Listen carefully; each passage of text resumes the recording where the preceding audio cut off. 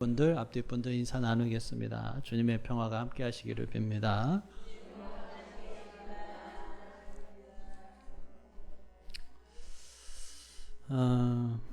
저희가 지금 다윗 왕의 뒤를 이어서 솔로몬이 이스라엘의 왕위에 오르고 또 그 왕국을 세워나가는 열왕기상 초반부를 강해를 하고 있습니다. 지난주에는 다윗의 넷째 아들 아도니아가 은혜를 자격으로 생각하다가 결국에는 처형당하는 장면을 함께 나눴고요. 오늘 우리가 읽은 이 열왕기상 2장 26절에서 35절까지는 어떻게 보면은 그 숙청의 과정이 계속되는 이야기죠. 오늘 본문에는 그 제사장이었던 아비아달이 파면이 되고 또 다윗 왕국의 그 큰 공신이고 또 군대 장관이었던 요압이 또 처형을 당하는 장면을 담고 있습니다. 다음 주에는 또 다른 반역자 시므이가 이제 처형당하는 이야기가 이어지는데, 자, 이렇게 연속되는 어떤 처형의 장면들, 숙청의 장면들이 참 우리가 성경을 보면서 마음이 편하지가 않죠. 이렇게 왕궁에서 벌어지는 이런 잔혹한 이야기가 과연 우리들에게 선포되어야 할 말씀인가, 또 이것이 우리들에게 어떤 영적인 유익이 있는가를 되묻게 됩니다. 그렇지만 우리가 이 솔로몬의 이 왕권을 세워가는 과정을 통해서 일어나는 이 일들이 단순히 개인적인 복수나 피해, 숙청 이런 것이 아니라 이스라엘 역사 속에서 하나님께서 또 하나님의 공의를 성취해 나가시는 중요한 장면 중에 하나다라고 하는 것이죠. 자, 먼저 26절과 27절을 다시 같이 읽어보겠습니다. 시작. 왕이 제사장 아비아달에게 이르되 내 고향 아나돗으로 가라. 너는 마땅히 죽을 자로되 내가 내 아버지 다윗 앞에서 주 여호와의 궤를 메었고 또 내 아버지가 모든 환난을 받을 때 너도 환난을 받았은즉 내가 오늘 너를 죽이지 아니하노라 하고 아비아달을 쫓아내어 여호와의 제사장 직분을 파면하니 여호와께서 실로에서 엘리의 집에 대하여 하신 말씀을 응하게 함이더라. 자, 이 솔로몬이 아비아달을 처형하지 않고 파직하고 추방하는 것으로 끝낸 이유가 뭐냐면 바로 이 아비아달이 다윗 왕과 함께 고난을 나누었기 때문이죠. 그래서 이것은 다윗의 은혜가 그 아비아달에게 작용을 한 거예요. 그런데 다윗 왕실에 대한 충성과 또 환난의 기억에도 불구하고 이 아비아달은 결국 제사장의 직분을 빼앗기고 물러가야만 했습니다. 오늘 이 말씀을 우리가 함께 나누면서 몇 가지를 좀 함께 묵상해 보고자 하는데, 첫 번째 우리가 묵상해야 할 것이 있다라고 한다면 그것은 바로 이렇게 하나님, 첫 번째로는 이제 하나님의 말씀은 이루어진다라고 하는 것이죠. 그래서 우리가 이 아비아달의 파면을 그냥 단순하게 정치적인 숙청이다 이렇게만 보아서는 안 됩니다. 아도니아의 반역에 가담했던 그를 솔로몬 왕이 권력을 확고하게 하기 위해서 잘라냈다 이렇게 생각하면 안 되고, 이 사건의 진정한 의미는 수백 년 전에 선포됐던 하나님의 말씀이 성취되는 순간이다라고 하는 거예요. 자, 이 아비아달이 누구냐면 어떤 가문의 후손이냐면 엘리 제사장 가문의 후손이에요. 그런데 사무엘상 2장 27절 이하에 보면은 하나님의 사람이 엘리 제사장에게 나아가서 하나님께서 그의 집에 내릴 심판을 예언합니다. 그 엘리의 두 아들 홈리와 비느하스가 하나님의 궤를 멸시하고 백성들의 재물을 탐하면서 악행을 저질렀기 때문이죠. 그래서 하나님께서 엘리 집안의 제사장 직분을 끊으시겠다라고 선포를 하셔요. 그 심판의 예언이 이 엘리의 가문을 맴돌았죠. 그래서 사울 왕 때 높당에 있는 제사장들이 모두 다 죽임을 당하고 거기에서 이제 아비아달만 살아남아서 다윗 곁에서 하나님의 궤를 섬기면서 그 명맥을 이어왔던 거예요. 그런데 오늘 이 순간에 솔로몬 왕의 입을 통해서 선포되는 아비아달의 이 파면, 이것은 엘리 가문에 대한 하나님의 심판이 마침내 이루어지는 그런 성취의 순간이다라고 하는 것입니다.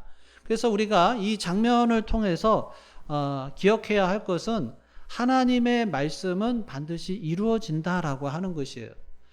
하나님께서 오래전에 말씀하신 그 예언이 인간의 역사 속에서 잊혀지고 또 수많은 우여곡절 끝에 오늘 이 솔로몬 왕권을 통해서 정확하게 성취가 되고 있다라고 하는 것이죠. 당시에 엘리 가문의 사람들은 어떤 생각을 했을까요? 말씀은 말씀이고 현실은 현실이지 우리는 아직 제사장 직분을 갖고 있지 않냐? 하나님께서 설마 우리 조상들에게 말씀하신 것을 끝까지 기억하시겠냐? 아마 이런 생각을 하지 않았을까 하는 거죠. 왜냐하면 하나님의 말씀이 이루어지지 않고 있으니까. 근데 하나님은 어떤 분이시냐? 하나님은 살아계신 하나님이죠. 우리들의 삶의 여러 가지 굴곡과 또 시간의 흐름 속에서도 잠잠히 계시는 것처럼 보인다 할지라도 하나님께서 당신의 말씀과 당신의 계획을 한 번도 잊지 않으시고 이스라엘의 역사 속에서 또 우리 개인의 역사를 섭리해 나가시는 살아계신 하나님이시다라고 하는 것입니다. 그래서 이 아비아달이 파면되는 장면은 하나님의 말씀은 반드시 성취가 된다. 아무리 오랜 시간이 지나도 아무리 어떤 인간의 역사가 개입된다 할지라도 하나님의 공의로운 말씀은 마침내 실현이 된다라고 하는 것을 우리들에게 말씀하고 있습니다.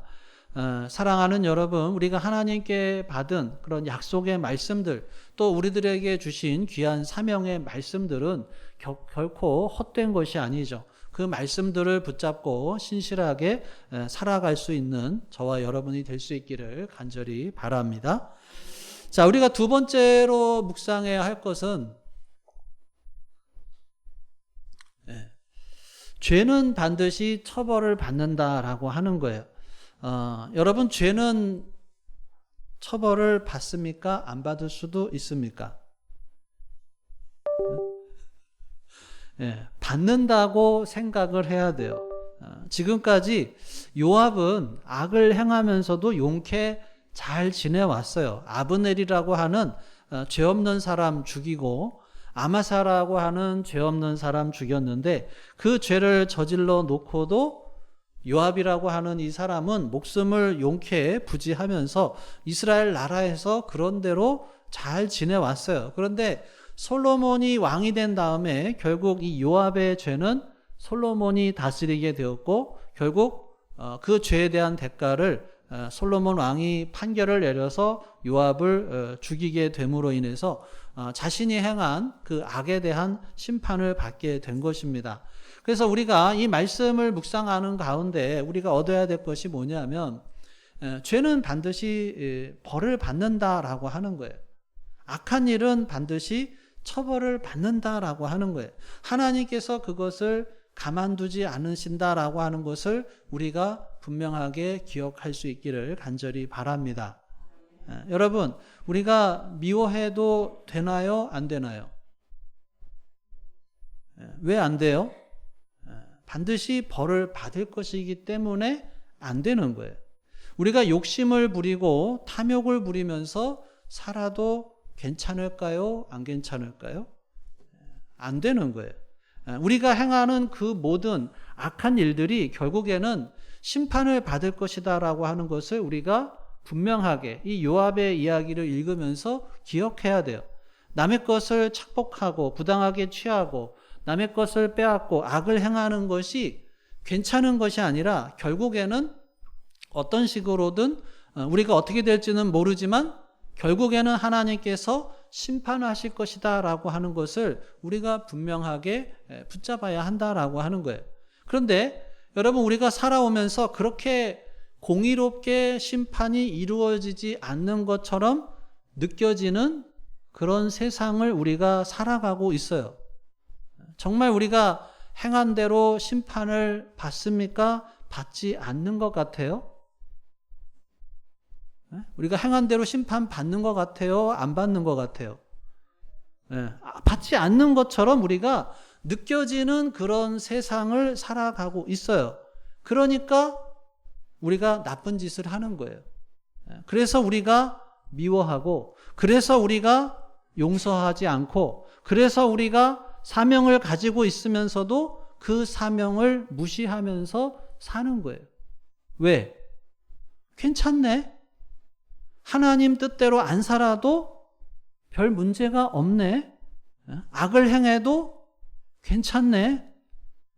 아무런 문제가 없네. 그런 상황 가운데서 우리가 살아가고 있기 때문에 우리는 죄에 대한 심판은 이루어지지 않는구나라고 스스로를 세뇌시키면서 살아가고 있다라고 하는 거예요. 악한 자들이 오히려 잘 되고 선한 사람들이 고통을 받는 그런 불합리한 세상을 살아가면서 그런 현상들을 바라보면서 우리들의 마음도 흔들리는 거죠. 선을 행해봤자 아무런 소용이 없는데, 아무런 보상도 없는데, 하나님의 뜻대로 살아도 얻지 못하는데, 의롭게 살아도 별 소용이 없구나 하는 그런 자괴적인 생각이 들고, 뿐만 아니라 악을 행하는데도 오히려 잘 살고 잘 나가고 있는 모습을 보면서 우리들의 마음은 또 자꾸만 흔들린다라고 하는 거예요. 그런데 오늘 우리가 이 말씀을 묵상하면서 다시 한번 기억해야 할 것은, 하나님은 살아계시고 결국 악을 행한 자에게는 하나님께서 심판하신다라고 하는 것을 분명하게 기억할 수 있기를 간절히 바랍니다. 우리가 기억해야 할 말씀, 갈라디아서 6장 9절에서 10절까지의 말씀을 우리 같이 한번 읽어보겠습니다. 시작. 우리가 선을 행하되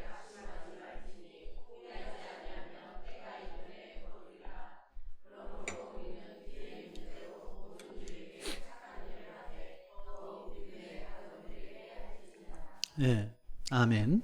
착한 일을 하는 게 소용없는 것이 아니라, 하나님의 뜻대로 사는 것이 아무런 의미가 없는 것이 아니라, 악을 행하면 괜찮은 것이 아니라 하나님의 선하신 결과가 있을 것이다 라고 하는 사실을 우리가 오늘 이 말씀을 나누면서, 또 요압이 처형을 당하는 장면을 우리가 생각하면서 우리에게 주어지는 하루하루를 신실하게 살아가는 저와 여러분이 다 될 수 있기를 주님의 이름으로 축원합니다. 자, 그 다음에 이제 우리가 세 번째로 함께 묵상해야 할 것은 품을 때와 잘라낼 때가 있다라고 하는 것이죠. 이 심판의 과정에서 보면 이 아비아달과 요압에게 서로 다른 처분을 내리죠. 아비아달에게는 파면과 추방으로 끝났죠. 다윗을 섬긴 공로를 인정하면서 생명은 살려주는 은혜를 베풉니다. 그런데 요압에게는 단호하게 처형을 명령을 합니다. 왜 같은 반역자들에게 다른 잣대를 적용하느냐? 자, 여러분, 솔로몬이 요압을 처형한 것은 최선이었을까요? 아니면 좀 지혜가 부족한 실수였을까요? 우리가 사람들을 평가할 때 좀 이분법적으로 나누는 경향이 있어요. 이 사람은 좋은 사람, 저 사람은 나쁜 사람, 저 사람은 유익한 사람, 저 사람은 유익하지 못한 사람. 근데 그런 사람은 사실 동화책에나 있죠. 어떤 영화에서나 그런 데서나 이렇게 악역이 있고 선역이 있고, 근데 성경이 보여주는 인간은 선과 악, 또 장점과 단점이 뒤섞여 있어요.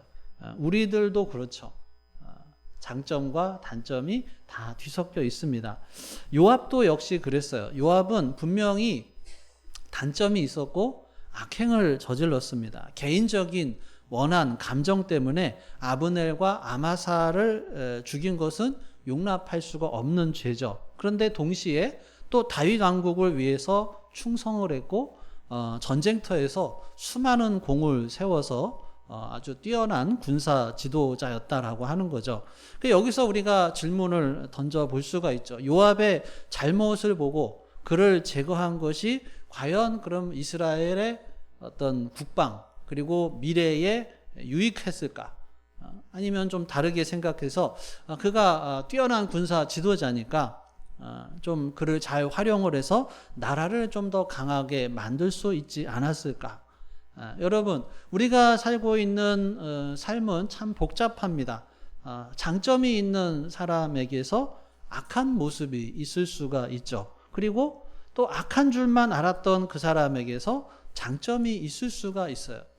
이 사람은 어떤 존재냐? 아까도 말씀드렸듯이 단순하게 악인과 선인으로 구분할 수가 없어요. 악한 면도 있고 선한 면도 있고 장점도 있고 단점도 있어서 그게 다 뒤죽박죽 섞여 있는 게 우리들의 모습이죠. 그럼 우리가 뭘 봐야 될까요? 그 사람의 어떤 점을 봐야 될까요? 장점을 봐야 돼요. 단점을 보기 시작하면 싫어지고 미워지고 가까이 할 수가 없고 결국에는 아무런 도움도 주고 받을 수가 없어요. 그런데 단점이 많이 있더라도 그 사람의 장점들을 보고 그 장점들을 우리가 인정해주고 함께 일할 수 있으면 많은 일들이 일어나게 됩니다. 그래서 우리가 어떤 관점을 회복해야 되느냐? 항상 장점을 보는 그런 관점을 가져야 돼요. 장점을 보면은 나도 행복하고 기쁨이 넘치지만 단점을 보기 시작하면 우리 남편, 우리 아내, 우리 자녀, 우리 교인들 다 싫은 것만 있다 이렇게 생각을 하게 되고 가정이 온전히 세워질 수가 없어요. 부모가 아이들의 단점을 보기보다는 장점을 보면서 기르죠. 사랑이 없는 사람은 단점만 보고 깎아내리고 무시하고 배척을 합니다. 우스갯소리인데 어느 목사님이 교회 장로를 세우려고 교인들을 이렇게 쭉 살펴봤다 그래요. 보니까 A 집사는 11조를 해서 안 되겠네. B 집사는 새벽 기도를 안 나와서 안 되겠네. C 집사는 잘 삐져서 안 되겠네. D 집사는 말이 너무 많아서 안 되겠네. 그래서 이런저런 단점들로 한 사람씩 빼니까 결국 누구만 남았냐면 사모님밖에 안 남았대요. 그래서 우리가 이 이야기 속에서 우리 인간의 연약함 그리고 완벽주의의 어떤 위험성을 발견할 수가 있어요. 사람을 단점만 가지고 평가하기 시작하면 이 세상 그 누구도 심지어 우리들 자신까지도 하나님의 기준 또 이 공동체의 기준을 온전하게 충족시킬 수가 없어요. 그렇기 때문에 우리는 은혜가 필요하죠. 예수님의 사역은 문제 있는 사람들을 배제하는 것이 아니라 품고 고치고 또 회복시키는 그런 은혜의 사역이었어요. 예수님께서 세리와 창기 같은 죄인들을 부르셨고 또 예수님을 3번이나 부인했던 베드로에게 다가오셔서 내 양을 먹이라 부탁하면서 교회를 맡기시고 또 교회를 핍박하던 사도 바울을 부르셔서 복음 전파자로 세우셨어요. 자, 그런데 동시에 성경은 징계하고 내쫓으라고 하는 준엄한 명령도 합니다. 사도 바울은 고린도 교회에 편지하면서 이렇게 권면을 해요. 자, 고린도전서 5장 11절과 13절 같이 읽어보겠습니다. 시작. 이제 내가 너희에게 쓴 것은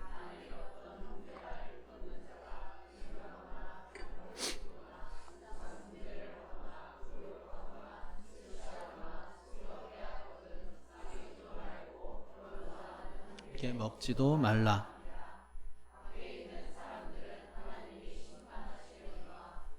간 사람은 너희 중에서 내쫓으라. 여기서는 내쫓으라고 하는 거예요. 그러니까 이게 어떻게 보면은 우리들의 신앙의 길에 있어서 그래서 우리는 지혜가 필요하다라고 하는 거예요.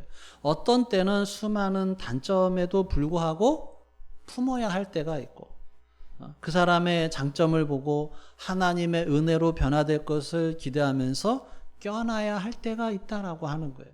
근데 어떤 때는 또 공동체의 거룩함과 질서를 위해서 단호하게 잘라내고 멀리해야 할 때도 있다라고 하는 거예요. 이처럼 품을 때와 잘라낼 때를 구분하는 것이 하나님께로부터 오는 지혜다라고 하는 것입니다. 솔로몬은 이 어려운 균형점에서 지혜로운 결정을 내린 거죠. 아비아달에게는 은혜를 적용을 하고 또 요압에게는 공의를 적용을 했습니다. 우리들의 삶에서도 품어야 할 때, 잘라내야 할 때가 있습니다. 가족 간의 관계, 또 직장 공동체, 또 교회 공동체 안에서 또 우리들이 살아가면서 관계를 맺는 여러 가지 많은 일들, 이런 가운데 어려운 결정을 내려야 할 때가 있죠. 그럴 때 우리가 기도해야 한다라고 하는 거죠. 안아야 될 때, 품어야 할 때, 그리고 잘라야 할 때, 그리고 가까이 해야 할 때, 멀리 해야 할 때를 구분할 수 있는 지혜를 달라고 우리는 기도해야 하는 것입니다. 그래서 공의를 세우면서도 은혜를 잊지 않는, 그래서 하나님 나라를 견고하게 세울 수 있는 그런 판단의 지혜를 구하며 살아가는 저와 여러분이 될 수 있기를 간절히 바랍니다. 자, 우리가 이 솔로몬의 왕국이 세워지는 과정 속에서 하나님의 공의와 또 약속의 성취를 함께 말씀을 봤는데요. 요압이 자신이 저지른 고의적인 살인의 죄를 피하기 위해서 어디로 도망갔느냐? 하나님의 성소로 달려가서 제단 뿔을 잡았습니다. 아도니아가 그 제단 뿔을 잡아서 살려줬던 것을 본 거죠. 그래서 이 제단 뿔이 자기를 살려줄 거라고 믿은 거예요. 그런데 고의적인 죄를 지은 자에게는 이 제단 뿔이 소용이 없죠. 실수로 사람을 죽인 경우에만 이게 해당이 되죠. 그래서 요압은 결국 그 자리에서 처형을 당합니다. 인간의 행위 그리고 의지할 만한 이 모든 것이 우리의 죄 앞에서 무력하다라고 하는 거예요. 오늘날 우리가 붙잡는 이 세상의 제단뿔은 어떤 것이냐라고 하는 거죠. 돈이나 명예나 권력이나 건강 혹은 자녀의 성공, 이 세상의 모든 우상과 인간적인 피난처는 우리의 죄가 요구하는 그런 심판과 영원한 죽음 앞에서 우리를 살려낼 수가 없죠. 왜냐하면 우리의 죄가 너무나도 크기 때문에 그렇습니다. 그래서 오직 우리의 참된 피난처는 바로 예수 그리스도시다라고 하는 것입니다. 우리가 요압처럼 하나님의 공의 앞에서 처형돼야 마땅할 때 예수님께서 우리를 위해서 십자가에 달리셨죠. 우리의 모든 죄, 우리의 고의적인 죄, 무지한 죄까지도 예수님께서 홀로 짊어지셨죠. 예수님의 십자가가 하나님의 공의를 완전히 만족시킨 세상에서 가장 높고 거룩한 참된 제단 뿔이 되셨습니다. 우리가 예수님의 이름을 부르고 그분을 의지할 때 요압처럼 심판을 피할 수 없었던 존재가 영원한 생명을 얻게 되었고 그분 안에서 우리가 죄의 저주에서 벗어나서 영원히 견고한 구원을 얻게 되었습니다. 여러분 요압이 붙잡았던 그런 헛된 제단뿔 대신에 우리를 위해서 자신의 몸을 내어주신 예수 그리스도를 의지하고 붙잡을 수 있기를 간절히 바랍니다. 우리들의 삶의 모든 순간 또 죄의 심판 앞에서 우리가 떨거나 세상의 것을 의지하는 대신에 예수 그리스도 안에서 참된 구원의 확신과 담대함을 가지고 승리하는 저와 여러분이 될 수 있기를 주님의 이름으로 축원합니다. 기도하겠습니다. 오늘 주신 말씀 생각하면서 함께 기도합니다. 오늘 말씀 속에서 나의 마음속에 가장 깊이 와닿았던 구절과 또 장면은 어떤 것인지 또 아비아달처럼 잊힌 말씀을 다시 기억하게 하셨는지 또는 요압처럼 붙잡고 있었던 제단뿔을 보게 하셨는지 하나님께서 지금 내게 하시는 음성에 잠잠히 귀 기울이면서 묵상하기를 원합니다. 주님, 내 마음에 의지하던 것을 내려놓고 예수 그리스도만을 붙잡게 하여 주시옵소서. 이 시간 주님의 음성에 귀를 기울여 보겠습니다.